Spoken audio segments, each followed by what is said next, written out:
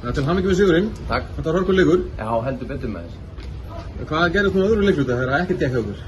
Herðu, það var svona típist Valur á móti Haugum dæmi í vetur og við fórum vel yfir það í hálfleik að hvað við þurfum að gera betur af því að þú veist, þetta eiginlega við höfum sýnt ansi oft í vetur á móti Haugunum að við einhvern veginn bara förum úr rytma í öllum okkar aðgerðum og við svörum því sem við ætluðum að svara seinni hálfleik og þetta þróaðist nákvæmlega eins og við byggumst við. Við vorum búin að tala um þetta fyrir þennan leik að þetta yrði svona leikur og við myndum ekki missa haus þráttur að vera undir með 20 eða hvað sem það yrði.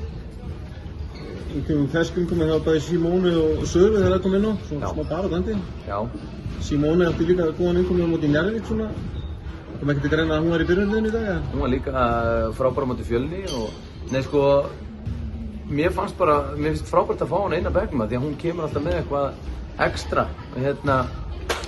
inn og gefur okkur svona öðruvísi sókn og þannig þegar hún kemur inn og Sara kemur inn það komur svo svakalega miklu orku að við erum ekkert að missa neitt damm, við bara gerum jafnvel betur þannig og svo skiptir einhver máli hverju í byrjunarliðinu, við erum að tala um einhverja 3-4 mínútur eða 5 mínútur þá hundur fyrsta skipting á sér stað, skiptir það máli? Kannski ekki. Nei. Svo leikur hvað á 5. Já. Þið erum heimaðarleik veitti núna? Já. Ætlaði ekki að missa annan þannig? Nei. Þannig að það er bara sigur á 5. Bara klárlega, við þurfum samt að undirbúa okkur vel, þetta verður ekki gefins, það er nokkuð ljóst. Gekka vel. Takk fyrir.